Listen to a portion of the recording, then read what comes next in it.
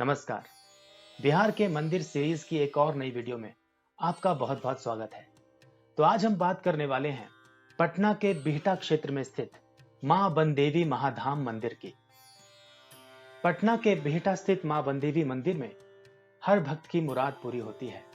राजधानी पटना से 30 किलोमीटर दूर बिहटा प्रखंड के राघोपुर के कंचनपुर मिश्री चक स्थित बनदेवी महाधाम मां बनदेवी का एक ऐतिहासिक मंदिर है, जिसकी ख्याति दूर दूर तक फैली है।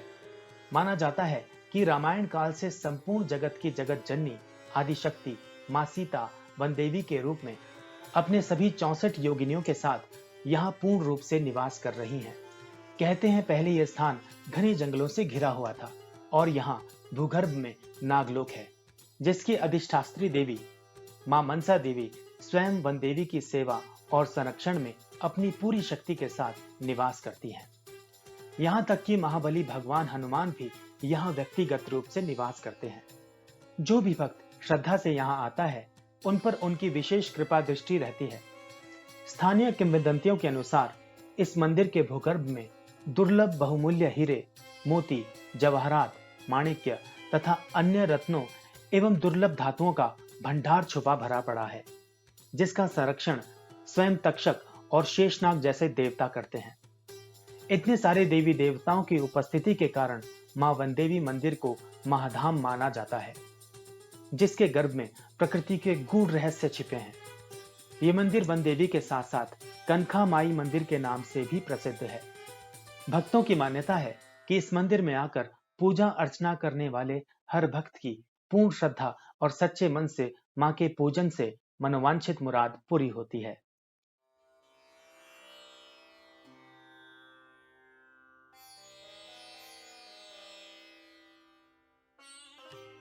कहा जाता है कि इलाके के राघोपुर निवासी देवी भक्त विद्यानंद मिश्र जी तपस्या कर माता को मनाकर लाए थे। यहाँ पहले मंदिर नहीं, पिंड हुआ करता था। पिंड पर एक ही झोपड़ी थी। लोग उसी का दर्शन पूजन करने आते थे। 1958 में संत भगवान दास त्यागी पास के गांव अम्हारा में यज्ञ कराने आए थे। उन्होंने ही झोपड़ी को मंदिर का स्वरूप दिया। इसके बाद 12 फरवरी 1997 से स्थानीय भक्तों ने मंदिर बनाने का बीड़ा उठाया। यहाँ रविवार और मंगलवार को सबसे ज्यादा भीड़ जुटती है। नवरात्र में दूर दूर से लोग दर्शन करने आते हैं। ऐसी मान्यता है कि एक मुट्ठी चावल, कसैली, उड़हुल फूल से पूजा करने से माता की विशेष कृपा होती है।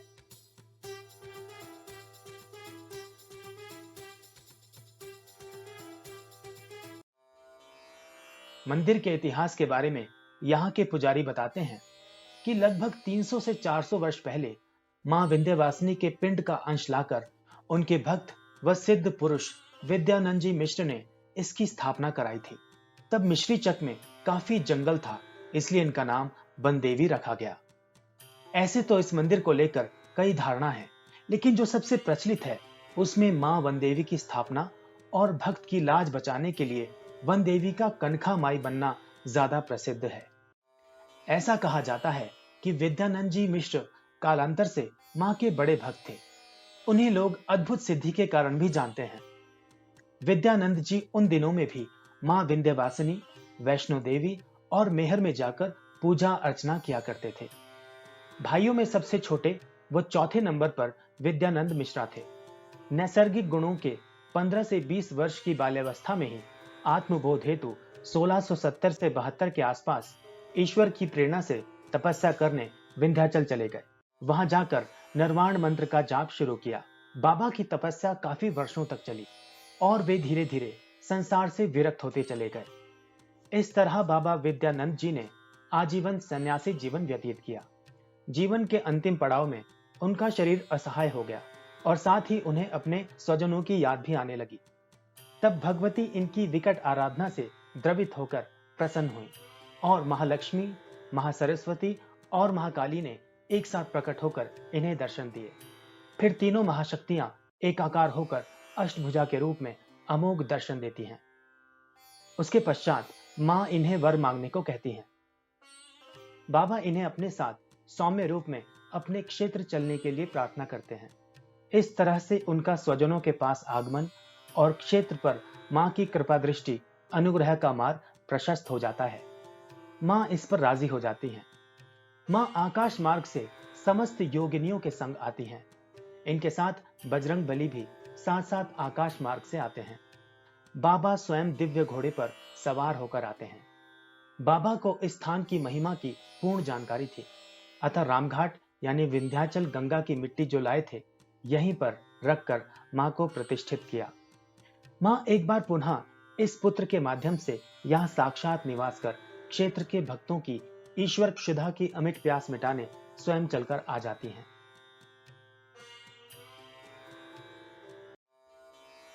उन दिनों बनारस के एक सन्यासी विद्यानंद की परीक्षा लेने के लिए भेड़ों का झुंड लेकर पहुंचे थे।